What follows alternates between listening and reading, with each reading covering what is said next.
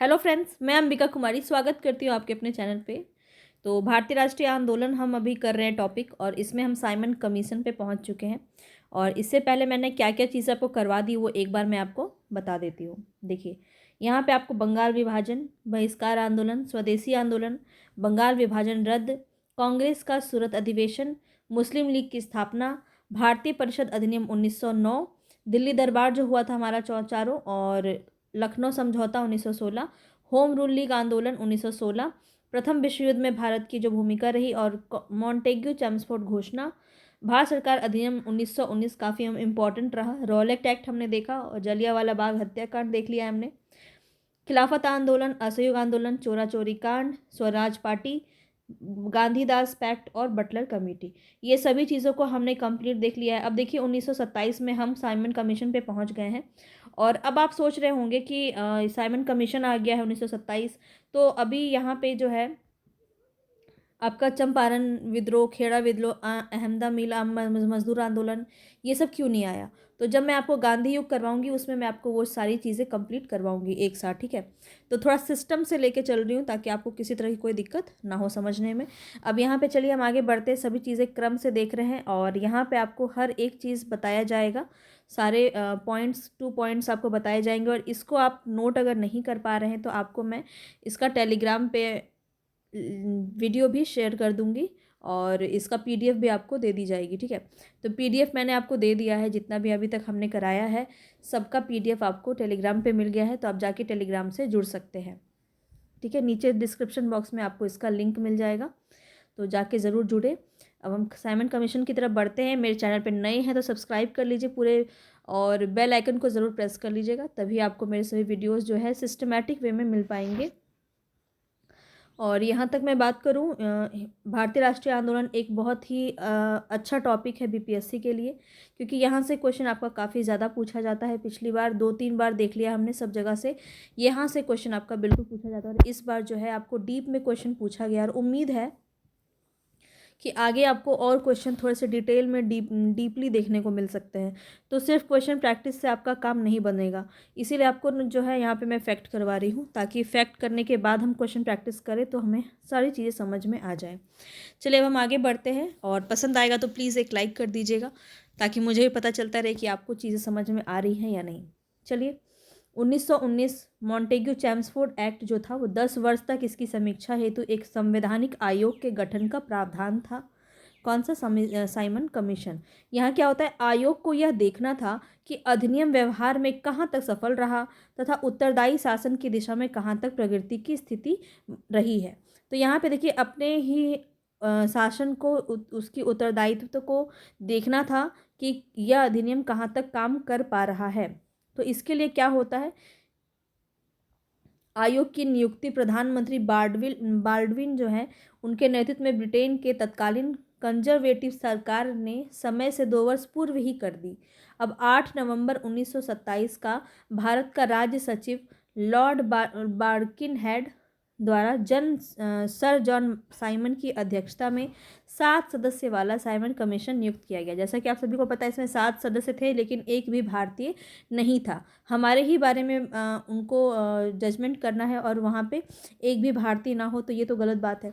तो इसीलिए यहाँ पे इसमें चूँकि सभी सदस्य अंग्रेज थे और यहाँ कोई भी भारतीय सदस्य नहीं था, इसीलिए भारतीयों ने इसे श्वेत कमीशन कहा। तो पूछा जा सकता है आपसे, श्वेत कमीशन हम किसे कहते हैं? तो साइमन कमीशन को ही हम श्वेत कमीशन कहते हैं, और इसका बहिष्कार और विरोध किया गया। आगे देखते हैं, लॉर्ड इरविन के सुझावों पर भारतीयों को साइमन कमीशन से बाहर रखा गया था। तो एक एक पॉइंट ना काफ़ी ज़्यादा इम्पॉर्टेंट है, आपको मैंने पहले भी बताया है कि कैसे आपके क्वेश्चंस जो है यहीं से पूछे गए हैं। तो यहाँ पे देख सकते हैं आप, लॉर्ड इरविन के सुझाव पर भारतीयों को साइमन कमीशन से बाहर रखा गया था। तो क्वेश्चन यहाँ से आपका सीधा सीधा उठाया जा सकता है कि साइमन कमीशन में जो भारतीयों को नहीं रखा गया था वो किसके सुझाव पर? तो लॉर्ड इरविन यहाँ पे आपका बिल्कुल सही हो जाएगा। अब देखिए, साइमन आयोग जो है इसके मुख्य सुझाव निम्नलिखित रूप में थे। क्या? तो भारत में एक संघ की स्थापना हो जिसमें ब्रिटिश, भारतीय प्रांत और देसी रियासत शामिल हो। केंद्र में उत्तरदायी शासन की व्यवस्था हो। वायसराय और प्रांतीय गवर्नर को विशेष शक्तियाँ दी जाए, और एक लचीले संविधान का निर्माण हो। ये सभी सुझाव आपका साइमन कमीशन में रखा गया था, साइमन आयोग में। ठीक है, चलिए आगे देखते हैं। ये जो 7 सदस्यों का जो कमीशन था, तो 7 सदस्यों में जॉन साइमन उदारवादी लिबरल दल के नेता थे। पूछा सकता है आपसे। तो जॉन साइमन जो थे वो किस पार्टी से बिलोंग करते थे? तो लिबरल पार्टी से बिलोंग करते थे, ध्यान रखेंगे। और जो उस समय प्रधानमंत्री थे कौन? क्लीमेंट एटली। ये लेबर दल से आपका संबंध रखते थे, श्रमिक यानी लेबर पार्टी से संबंधित थे। कौन? क्लीमेंट एटली, ध्यान रखेंगे। साइमन हो जाएंगे लिबरल पार्टी से और क्लीमेंट एटली हो जाएंगे लेबर पार्टी से। ठीक है, ध्यान रखिएगा। 11 दिसंबर 1927 को इलाहाबाद में हुए सर्वदलीय सम्मेलन में साइमन कमीशन का बहिष्कार करने का निर्णय लिया गया। कब, कहाँ लिया गया? इलाहाबाद में लिया गया। ठीक है क्योंकि इनमें एक भी भारतीय सदस्य नहीं था। दिसंबर 1927 ईस्वी को मद्रास में M.A. अंसारी की अध्यक्षता में, कहाँ? मद्रास में M.A. अंसारी की अध्यक्षता में कांग्रेस का वार्षिक अधिवेशन हुआ, जिसमें साइमन कमीशन के पूर्ण बहिष्कार का निर्णय लिया गया। तो सबसे पहले अगर पूछा जाए, सर्वदलीय बैठक होती है 27 में ही दिसंबर में, 11 दिसंबर में इलाहाबाद में। और यहाँ पे क्या होता है? तो कमीशन का बहिष्कार करने का निर्णय लिया जाता है, लेकिन पूर्ण बहिष्कार जो है सार्वजनिक तरीके से किसमें? तो मद्रास के वार्षिक अधिवेशन में कांग्रेस के M.A. अंसारी की अध्यक्षता में जो है पूर्ण बहिष्कार का निर्णय लिया जाता है। चलिए आगे बढ़ते हैं। यहाँ पे आपका नेक्स्ट क्वेश्चन है तेज बहादुर सप्रू के लिबरल फेडरेशन, मुस्लिम लीग, किसान मजदूर पार्टी, हिंदू महासभा, फिक्की आदि ने भी साइमन कमीशन के बहिष्कार का समर्थन किया। तो क्वेश्चन यहाँ पे आपसे पूछा जाता है कि जो है यहाँ पे कौन कौन से और ऐसे पार्टी और दल थे जिन्होंने इसका विरोध किया। तो लिबरल फेडरेशन, देखिए लिबरल फेडरेशन किसका है? तेज बहादुर सप्रू, आपको ध्यान रखना है। किसान मजदूर पार्टी, हिंदू महासभा, इन सभी ने भी बहिष्कार का समर्थन किया था। मोहम्मद शफी के नेतृत्व में मुस्लिम लीग का एक गुट साइमन कमीशन का समर्थक बन गया।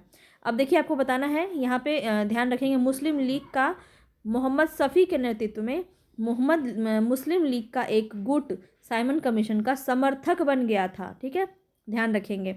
मद्रास की जस्टिस पार्टी को पंजाब की यूनियनिस्ट पार्टी ने भी आयोग का समर्थन किया। तो यहाँ पे देखिए समर्थन किसने किया, ये क्वेश्चन आपसे बिल्कुल पूछा जा सकता है। तो मोहम्मद शफी के नेतृत्व में मुस्लिम लीग का एक गुट जो था वो साइमन कमीशन का समर्थन कर रहा था, और मद्रास की जस्टिस पार्टी और पंजाब की यूनियनिस्ट पार्टी जो थी, इन्होंने भी आयोग का समर्थन किया था। आगे बढ़ते, डॉक्टर अंबेडकर के नेतृत्व में संचालित डिप्रेस्ड क्लास एसोसिएशन, दलित वर्ग संघ। ठीक है, दलित वर्ग संघ जो है किसके द्वारा ये संचालित किया जा रहा था? डॉक्टर अंबेडकर, भीमराव अंबेडकर के द्वारा। और हरिजनों के कुछ संगठनों ने भी साइमन कमीशन का सहयोग किया।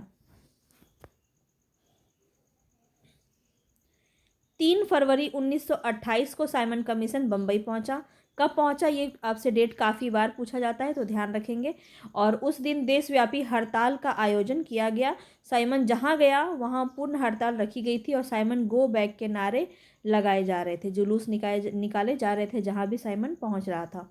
सबसे पहले वो कहाँ पहुंचा था? बम्बई पहुंचा था 3 फरवरी 1928 को, ध्यान रखना है। लाहौर में साइमन कमीशन विरोधी जुलूस का नेतृत्व करते समय पुलिस के लाठीचार्ज में लाला लाजपत राय गंभीर रूप से घायल हो गए और उनकी मृत्यु 17 नवंबर 1928 को हो गई। डेट याद रखेंगे, 17 नवंबर 1928 को हो गई। इस पुलिस कार्यवाही का नेतृत्व कौन कर रहा था? तो सैंडर्स कर रहा था। ये जो नाम है ना काफ़ी इंपॉर्टेंट है, सैंडर्स। ठीक है, ये क्या करता है? ये पुलिस कार्यवाही का नेतृत्व कर रहा होता है। लाठी चार्ज में जो है लाला लाजपत राय की मृत्यु हो जाती है, वो गंभीर रूप से घायल हो जाते हैं और उनकी मृत्यु हो जाती है 17 नवंबर 1928 में। और लाला लाजपत राय की मृत्यु का बदला कौन लेते हैं? तो भगत सिंह लेते हैं। ये सभी बात को हम आगे पढ़ेंगे।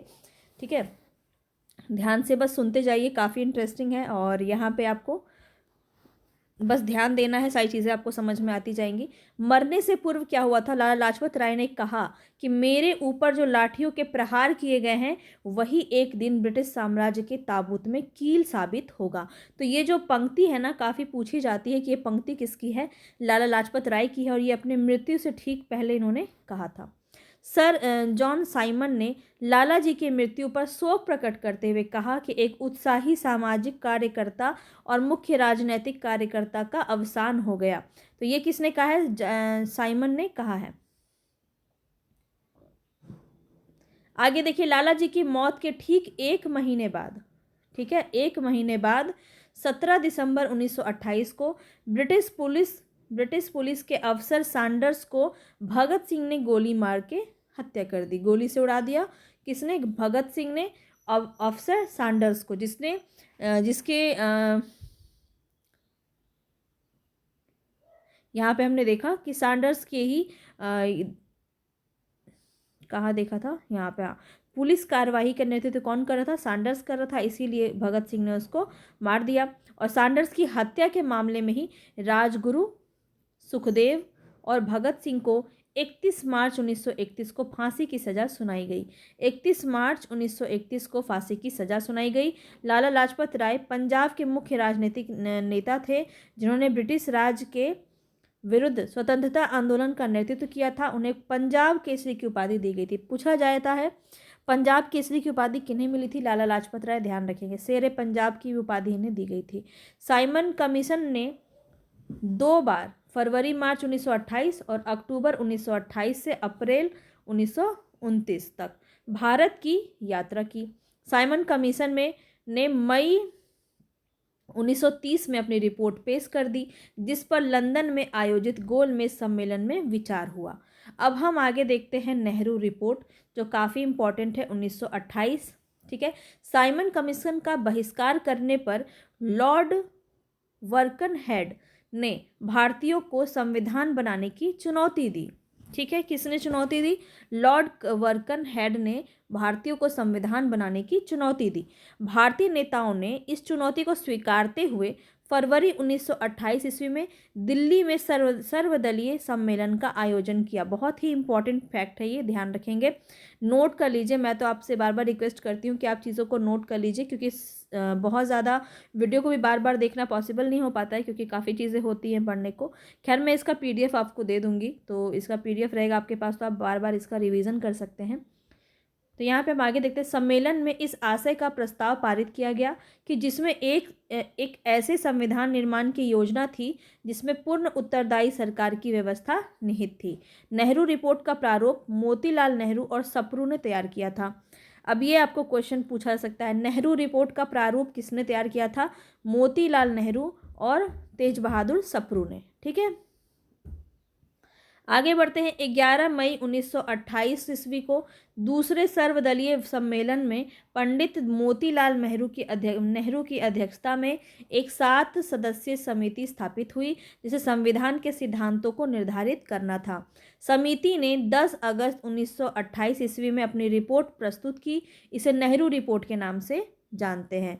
इस रिपोर्ट में डोमिनियन स्टेट को पहला और पूर्ण स्वराज को अंतिम लक्ष्य माना गया। ये पॉइंट आपको ध्यान रखना है। नेहरू रिपोर्ट में क्या कहा गया था कि डोमिनियन स्टेट को पहला और पूर्ण स्वराज को अंतिम लक्ष्य माना गया था। नेहरू रिपोर्ट में क्या क्या बातें कही गई थी वो आप ध्यान रखिए। पूछा जा सकता है, इसमें से 2-4 डाल देंगे और ऑप्शन आपको पूछ लिया जाएगा। डोमिनियन स्टेट, सर्वोच्च न्यायालय की स्थापना, प्रांतों का द्वैध शासन समाप्त। ठीक है, तभी तो 1935 में आपका आ जाता है भारत अधिनियम। ठीक है, और उसमें आपका केंद्र में लग जाता है द्वैध शासन, प्रांतों से हटके। ठीक है, और प्रांतों में कब लगा था? तो हमने देखा था भारतीय अधिनियम जो आया था 1919 में। तो यहाँ पे हम आगे बढ़ते हैं। यहाँ पे बताना है क्या क्या चीज़ें थी। डोमिनियन स्टेट, सर्वोच्च न्यायालय की स्थापना, प्रांतों में द्वैध शासन का समाप्त होना, प्रांतीय स्वतंत्रता, मौलिक अधिकारों की बात इसमें कही गई थी नेहरू रिपोर्ट में। मोतीलाल नेहरू इस समिति के अध्यक्ष थे और सुभाष चंद्र बोस इसमें सदस्य थे। तो ये भी आपसे क्वेश्चन पूछा सकता है, इसके अध्यक्ष कौन थे? मोतीलाल नेहरू, और इसके सदस्य थे सुभाष चंद्र बोस। ठीक है, सुभाष चंद्र बोस एवं जवाहरलाल नेहरू ने रिपोर्ट का विरोध किया और 1928 में भारतीय स्वतंत्रता लीग का गठन किया। इस लीग का उद्देश्य डोमिनियन स्टेटस से आगे पूर्ण स्वतंत्रता की मांग का मुखर करना था। तभी आगे चल के पूर्ण स्वराज जो होता है ना 1929 के कांग्रेस अधिवेशन में आपने पढ़ा होगा। ठीक है, वो तब आगे चल के वहाँ पे होता है। मोतीलाल नेहरू तो यहाँ पे डोमिनियन स्टेट की बात कर रहे हैं। ठीक है, इस भारतीय स्वतंत्रता लीग के अध्यक्ष कौन थे? एस श्रीनिवास अयंकर थे और नेहरू और बोस इसके सचिव थे। ठीक है, जवाहरलाल नेहरू, मोतीलाल नेहरू मत समझ लेना। ठीक है, ये तो उनके विरोध में इन्होंने बनाया था ना, अभी अभी हमने देखा। तो नेहरू और सुभाष चंद्र बोस जो थे ये सचिव रहते हैं और अध्यक्ष कौन रहते हैं? एस निवास अयंकर भारतीय स्वतंत्रता लीग के अध्यक्ष रहते हैं। अगस्त 1928 में लखनऊ में डॉक्टर अंसारी की अध्यक्षता में सर्वदलीय सम्मेलन में नेहरू रिपोर्ट पर विचार किया गया। इसमें नेहरू रिपोर्ट को स्वीकार किया गया। नेहरू रिपोर्ट को अंतिम रूप से कांग्रेस के कलकत्ता अधिवेशन 1928 में स्वीकार किया गया और अंतिम रिपोर्ट पर M.R. जयंकर एवं M.A.M. जोशी के हस्ताक्षर नहीं थे। देखिए, आपसे ऐसे ही क्वेश्चन पूछ लेगा जो आपने हो सकता है कि ना सुना हो ज़्यादा क्वेश्चंस में। नेहरू रिपोर्ट को अंतिम रूप से कांग्रेस के कलकत्ता अधिवेशन 1928 में स्वीकार किया गया और अंतिम रिपोर्ट पर किसके हस्ताक्षर नहीं थे? M.R. जयंकर और N.M. जोशी।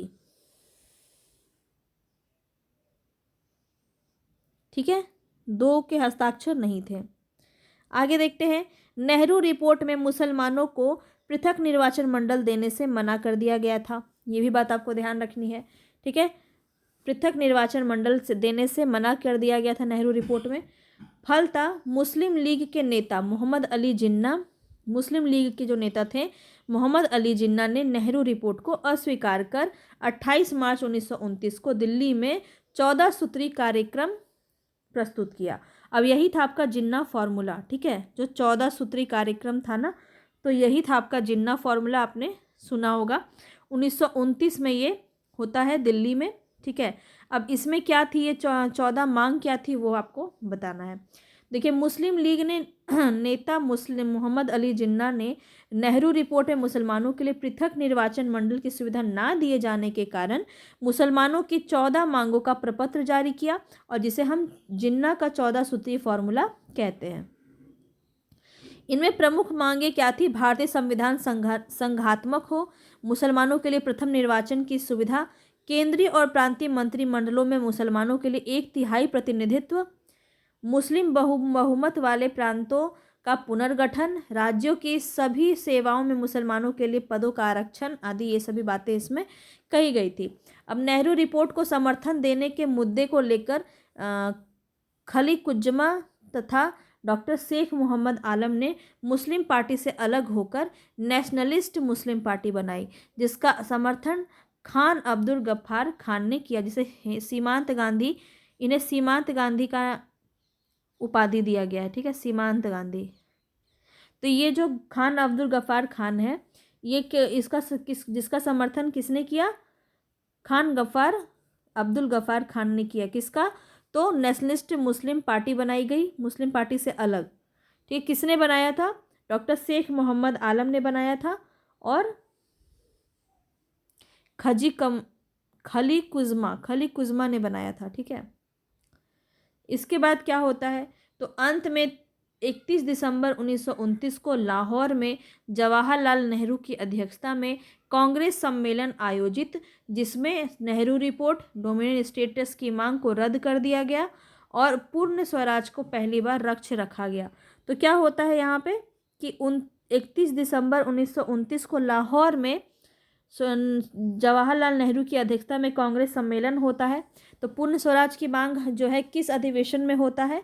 लाहौर अधिवेशन में होता है 1929। ये पॉइंट आपको ध्यान रखना है। ठीक है, 1929 में, और इसके अध्यक्ष कौन थे? जवाहरलाल नेहरू। ठीक है, इतनी बात आपको ध्यान रखनी है।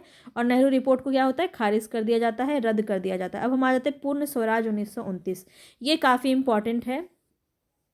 तो यहाँ पे देख लेते हैं, कांग्रेस के कलकत्ता अधिवेशन में कलकत्ता अधिवेशन में 1928 में ब्रिटिश सरकार को यह अल्टीमेटम दिया गया कि वह 1 वर्ष में नेहरू रिपोर्ट स्वीकार कर ले या कांग्रेस द्वारा प्रारंभ किए जाने वाले जन आंदोलन का सामना करे। निर्धारित समय सीमा में सरकार द्वारा कोई निश्चित उत्तर न मिलने की स्थिति में दिसंबर 1929 में पंडित जवाहरलाल नेहरू की अध्यक्षता में कांग्रेस का ऐतिहासिक लाहौर अधिवेशन हुआ। ये अधिवेशन आपको भूलना नहीं है, काफ़ी इम्पोर्टेंट है। और पूर्ण स्वराज का लक्ष्य रखा गया लाहौर अधिवेशन 29 में, ठीक है। संबंधित प्रस्ताव पारित होने के बाद जवाहरलाल नेहरू ने पूर्ण स्वराज का लक्ष्य घोषित किया तथा नेहरू रिपोर्ट को क्या कर दिया, निरस्त कर दिया। जैसे ही 31 दिसंबर 1929 को मध्य रात्रि का घंटा बजा, कांग्रेस अध्यक्ष जवाहरलाल नेहरू ने लाहौर में रावी नदी के, देखिए ये वाला पॉइंट आपका काफ़ी इंपॉर्टेंट है, ठीक है, इसको मैं हाईलाइट कर रही हूँ। ये जो मैं आपको बता रही हूँ ये काफ़ी इंपॉर्टेंट है, ठीक है, इसको ध्यान रखेंगे। तो क्या होता है, 31 दिसंबर 1929 को मध्य रात्रि में पंडित जवाहरलाल नेहरू जो थे वो लाहौर में रावी नदी के तट पर भारतीय स्वतंत्रता का झंडा फहराते हैं, ठीक है। ये पॉइंट आपको ध्यान रखना है। रावी नदी के तट पर भारतीय स्वतंत्रता झंडा कौन फहराते हैं, जवाहरलाल नेहरू फहराते हैं, ठीक है, ध्यान रखेंगे।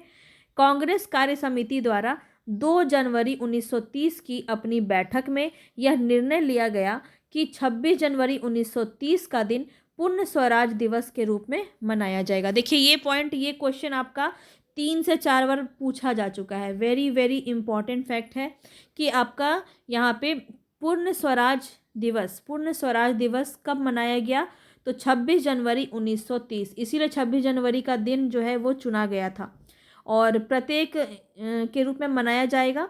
और 26 जनवरी को प्रत्येक वर्ष पूर्ण स्वाधीनता दिवस के रूप में मनाया जाएगा।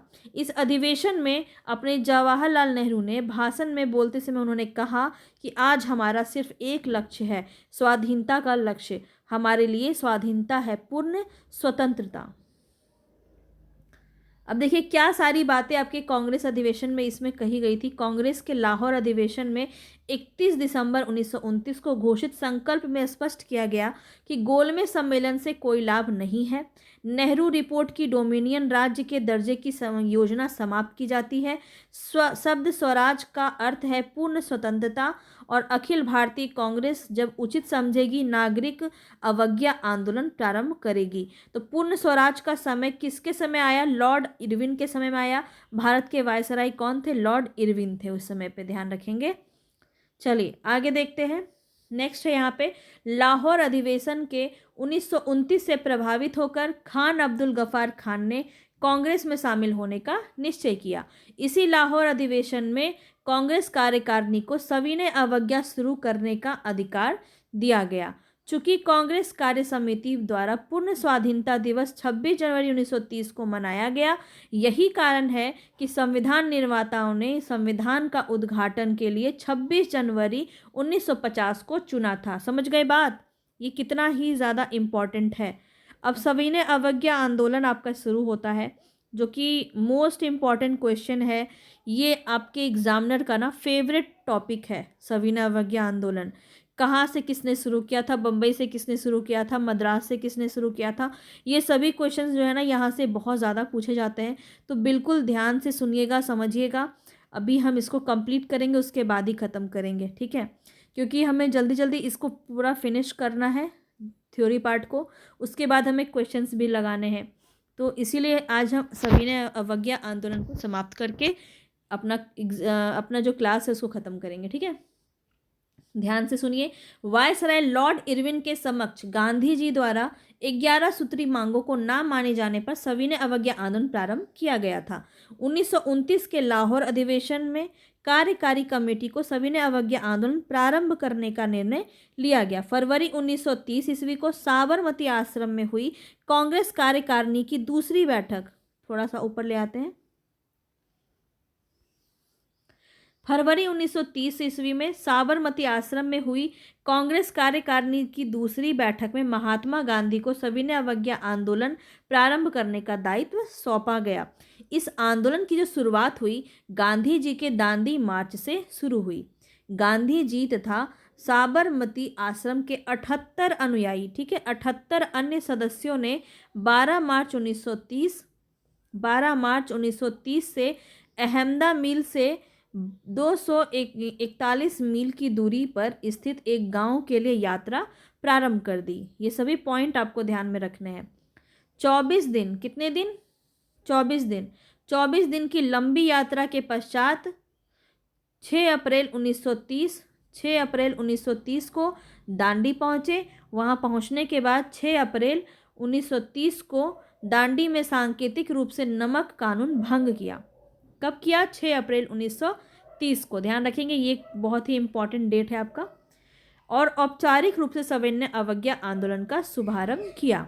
इस आंदोलन को दांडी यात्रा, नमक सत्याग्रह के नाम से जाना जाता है। अंत तक लड़ो, दांडी यात्रा अंत तक लड़ो आदर्श वाक्य के साथ प्रारंभ हुई थी। समझ गए यहाँ पे क्या था नमक आंदोलन।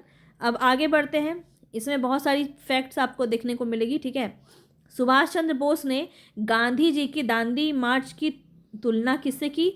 एल्बा से लौटने पर नेपोलियन के पेरिस मार्च और राजनीतिक सत्ता प्राप्त करने के लिए मुसोलिनी के रोम मार्च से की। तो ये विश्व इतिहास में यहाँ पे बात की जा रही है, ठीक है। सुभाष चंद्र बोस ने गांधी की जो दांडी मार्च थी उसकी तुलना किससे की? एल्बा से लौटने पर नेपोलियन पेरिस मार्च और रोम मार्च से इसकी तुलना की। भाई दोना पाई आंदोलन किस आंदोलन का विस्तार था? तो ये क्वेश्चन आपसे पूछा सकता है, बहुत ही अटपटा सा क्वेश्चन है और अटपटे क्वेश्चंस बीपीएससी बहुत ज़्यादा ही उठा रहा है। तो यहाँ पे ये आपको ध्यान रखना है, भाई दोना पाई आंदोलन किस का विस्तार था? सविनय अवज्ञा आंदोलन। चलिए आगे बढ़ते हैं। 5 अप्रैल 1930 को महात्मा गांधी ने अपने नमक सत्याग्रह के तहत दांडी ग्राम पहुँचे। उन्होंने वे दांडी आए और सभी देसी और विदेशी पत्रकारों को संबोधित करते हुए कहा, शक्तियों के विरुद्ध अधिकार की इस लड़ाई में मैं विश्व की सहानुभूति चाहता हूँ। इस लोमहर्षक घटना का विवरण अमेरिकी पत्रकार वेब मिलर ने प्रस्तुत किया है। गांधी जी ने उसे दांडी मार्च के समय अपने साबरमती आश्रम में ठहराया था। तो ये भी फैक्ट आपको ध्यान में रखना है। अमेरिकी अखबार पत्रकार थे कौन? वेब मिलर, जो साबरमती आश्रम में ही ठहराए गए थे। एक अंग्रेजी समाचार संवाददाता बेल्सफोर्ड ने खिल्ली उड़ाई और कहा कि क्या सम्राट को एक केतली में पानी उबालने से हराया जा सकता है? ये किसने कहा था? तो एक अंग्रेजी समाचार संवाददाता थे बेल्सफोर्ड। अब सभी के उत्तर और प्रत्युत्तर यहाँ पे आपको देखने को मिलेंगे, जिसे कथन के रूप में आपसे पूछा जा सकता है। इसके उत्तर में स्टेटमेंट समाचार पत्र ने कहा, गांधी महोदय समुद्र के जल को तब तक उबाल सकते हैं जब तक कि डोमिनियन स्टेट नहीं मिल जाता। तो ये स्टेटसमैन की कथन यहाँ पे कही गई है। तो 15 मई 1930 को गांधी और जवाहरलाल नेहरू को गिरफ्तार कर लिया गया। गांधी जी को यरवदा जेल में रखा गया और नेहरू जी को इलाहाबाद के नैनी जेल में रखा गया। तो ये पूछा जाता है आपसे कि सविनय अवज्ञा आंदोलन के दौरान जो गांधी जी को गिरफ्तार किया जाता है तो उन्हें कहाँ रखा जाता है? यरवदा जेल में रखा जाता है। और नेहरू को कहाँ रखा जाता है? नैनी जेल में रखा जाता है। जून 1930 में गांधी जी की गिरफ्तारी के बाद अब्बास तैयब जी, ये ध्यान रख लो, अब्बास तैयब जी ने सविनय अवज्ञा आंदोलन का नेतृत्व किया। तो पूछा जा सकता है कि गांधी जी की गिरफ्तारी के बाद किसने सवज्ञा आंदोलन का नेतृत्व किया? तो कौन हो जाएंगे? अब्बास तैयब जी। ध्यान रखें, अब्बास तैयब जी यहाँ पे आपका बिल्कुल सही हो जाएगा। महिलाओं की व्यापक हिस्सेदारी थी, सरोजनी नायडू। अब देखिए, महिलाओं में भी आपका क्वेश्चन पूछा सकता है, इनमें से कौन सा नहीं है, ऐसे करके क्वेश्चन पूछ लेगा। कौन सी महिला जो है सविनय अवज्ञा आंदोलन में भाग नहीं ली थी, इनसे कौन संबंधित नहीं है, और ये सभी डाल देंगे। तो इस तरह से आपको नाम याद रखना है। सरोजनी नायडू, राजकुमारी अमृत कौर, कमला देवी चट्टोपाध्याय, ठीक है, कमला देवी चट्टोपाध्याय आदि महिलाओं ने आंदोलन में भाग लिया। अब इसका प्रचार प्रसार होता है और ये पूरे देश में फैलता है। अब कहाँ से कौन कौन जो है नेतृत्व कर रहे थे, ये सब भी आपको जानना बहुत ज़रूरी है। सविनय अवज्ञा आंदोलन गांधी जी के नेतृत्व में पूरे देश में फैल गया। बम्बई में सविनय अवज्ञा आंदोलन ध्यान रखो यहाँ पे, जमुना लाल बजाज ये कौन थे? तो इनको गांधी जी का दत्तक पुत्र कहा जाता है। ये भी पॉइंट आपको ध्यान रखना है, ठीक है। गांधी जी का दत्तक पुत्र कहा जाता है कौन? यमुनालाल बजाज। और बम्बई में सविनय अवज्ञा आंदोलन नेता जो हुआ के नेता कौन थे? यमुनालाल बजाज, एस के पाटिल, ए के एफ नारीमन और यूसुफ मेहर अली। ये सभी जो हैं बम्बई में सविनय अवज्ञा आंदोलन के नेता रहे। आगे देखिए तमिलनाडु का हम देख लेते हैं। तमिलनाडु में तंजौर तट पर गांधीवादी नेता सी राजगोपालाचारी ने तिरुचेनगोंड आश्रम से त्रिचरापल्ली के वेदारण्यम तक नमक यात्रा की। देखिए इस बार जो है आपका अफ्रीका का पूछ लिया गया था 6 to 8 वाले में, हमने देखा क्वेश्चन। तो वहाँ पे आपका डरबन से न्यूक्लान्स या ट्रांसवाल्स तक आपका ऐसे क्वेश्चन पूछा गया था। तो इसी तरह से आपका पूछा सकता है। तमिलनाडु में देखिए तो तिरुचेनगोंड आश्रम से वेदारण्यम तक यात्रा किया गया, नमक यात्रा। आगे देखते हैं सविनय अवज्ञा आंदोलन के दौरान धरसना नामक गोदाम पर कांग्रेस कार्यकर्ताओं के धावे से पूर्व महात्मा गांधी को 5 मई 1930 को गिरफ्तार कर यरवदा जेल भेज दिया गया था पहले ही, ठीक है।